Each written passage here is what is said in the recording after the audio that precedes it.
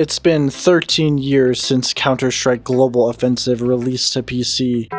And also, for some reason, Xbox 360 and PlayStation. We don't talk about those two. They were basically put down at launch. The game has brought in hundreds of millions of dollars, professional tournaments, and great memes. So this is for you have sore forearms, I'm assuming from gaming too much?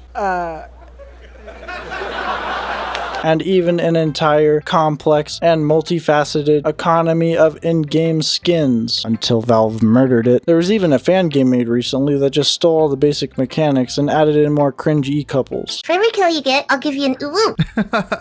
Alright, bet. Loser! You're a loser! Are you feeling sorry for yourself? Well, you should be, because you are dirt! 13 years we've been playing this game, with the occasional update spread throughout, a visual overhaul here, a gun rebalance there, and occasionally a new gun would be added that was so broken it would devastate competitive play for weeks, before being turned into a literal Nerf gun. After years of waiting, a sequel has finally been announced, and in Overwatch fashion, it's not even going to be a new game. March 22nd, a hump day. The official Counter-Strike Twitter account announces Counter-Strike 2 Electric Boogaloo and releases the following video. With Counter-Strike 2's new game engine, we've evolved smokes and made them dynamic.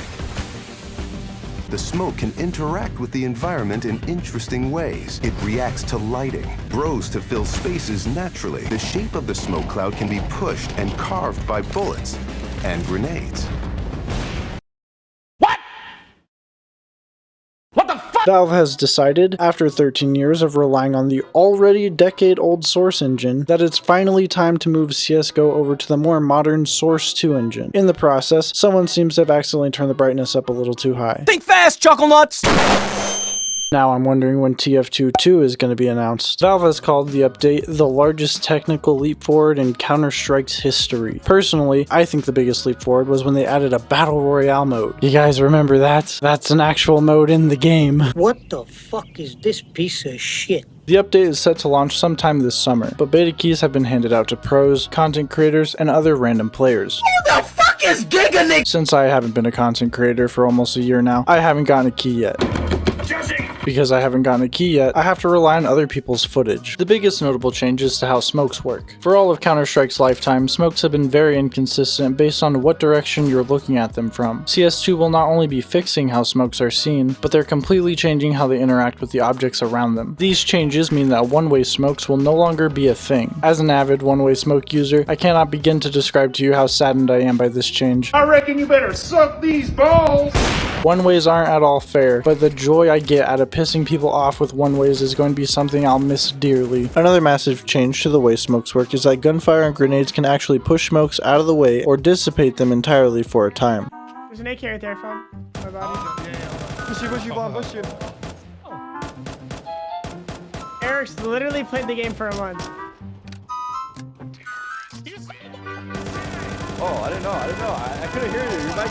The amount of difference this is going to make in gameplay is huge. Smoke spamming for a kill is no longer a safe option, if doing so will give away your location. At the same time, the risk of spraying through a smoke blindly was that someone on the other side would be able to follow your tracers and return fire more accurately. In turn, this meant that the M4A1S was extremely powerful when working with smokes. Countless times I've been able to spray and slay in apartments on Mirage with usually very little punishment. That kind of gameplay won't be viable anymore, and this is basically going to be a nerf that balances the playing field. Smokes will also last 3.5 seconds longer. Insert bad at sex joke here. There's also a new preview mode you can enable in offline games to see where smokes are going to land. No more randomly throwing smokes for hours hoping one of them is going to land somewhere good. Another huge change we've seen is the addition of a setting that allows your crosshair to follow the recoil pattern of your weapon. It is one of the most disgusting things I have ever laid eyes upon, and I'd rather play with a dick as my crosshair.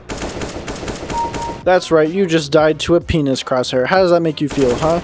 And you died to a penis crosshair too. How does that make you? What is wrong with this shadow on the ground? Besides looking stupid with a capital R, personally, I think it's a terrible idea to give that much power to the average player. One of the mechanics that makes CSGO so unique is the way recoil works. The skill curve for learning how to manage spray control is pretty steep, but also very rewarding. Giving players the ability to track their recoil live is a ridiculous level of information that lowers the skill bar pretty quickly. Weapons like the Negev and SMGs are also going to be very easy to cheese with a crosshair setting like this. The Source 2 overhaul is also going to see changes to skins. Most are pretty similar, but some of the low tier skins are looking hella fine for no apparent reason. Double cheeked up on a Thursday afternoon. People have also noticed that a lot of the gun models have been slightly reworked, and some sounds have been changed, notably the Glock.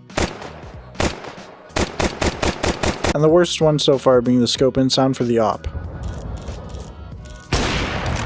I personally feel like out of all the comparisons I've seen, there are far more skins that look way worse in CS2 than in CSGO. Yeah, some of the cheaper guns look nicer, but just look how much worse this skin is now. Look how they massacred my boy. Hopefully this gets fixed when someone turns down the freaking brightness. Now looking at the game's appearance, I can already tell a lot of you are concerned if you can still run it. Those concerns are valid. I remember back in 2016 when I was grinding ranked on Windows XP with 3 GB of DDR2 RAM and a graphics card from 2009 till the day it randomly ate shit and died for no reason. Probably because I tried to turn on a Minecraft texture pack or something. One of the benefits of building your game on technology from 2004 is that most decent computers will be able to handle it. The problem with CSGO is that over the years we've gotten visual overhauls and improvements, but all on the same inefficient and outdated technology. Yeah, Dust 2 might look nicer now, but it doesn't run as well as it used to because of how much fancier it is. The new nuke looks cool, but if I tried to load it up on that same potato PC today, it'd probably shoot itself. The Source engine is a 32-bit application, while Source 2 and all other modern programs are 64-bit. I'm going to make this simple for you to understand. The maximum RAM a 32-bit application can access at once is 4 GB. That's right, your battle station has 32 GB of RAM. CSGO has only been using 4 of those. L+ ratio. On the other hand, the maximum amount of RAM a 64-bit application can use is 18 million. While older computers are going to have a hard time or won't be able to run the game at all, CS2 should overall run better thanks to the newer technology it's working with. The last thing I want to talk about to wrap up is a question no one ever thought we'd be asking. Should CS2 come to consoles? I don't see a lot of people talking about this, but hear me out. Earlier in the video, I joked about how CSGO was actually released on console. In fact, if you know how, you can still purchase a legitimate copy today and play it right now on Xbox. If you want a video on CSGO Xbox 360 edition, just let me know. When most people think about console gaming, they usually picture people using controllers, but over the last few years, that's no longer been the case. Both the Xbox and PlayStation platforms support the use of a mouse and keyboard when developing your game. This means that while you might have been shit on by a console player in Modern Warfare 2 or Fortnite, there's actually a chance it's because they're on mouse and keyboard. Or you just need to get good, loser. The point is, CSGO has had controller support forever. I honestly don't know why. I really only use that fact as a way my Twitch chat can sabotage me mid-game, but if modern consoles support mouse and keyboard, why shouldn't CS2 join the lineup of multi-platform games? In conclusion, CS2 looks like a massive step forward in Counter-Strike history that I believe will breathe new life into the timeless title, with all changes being for the holy shit they added legs, go back!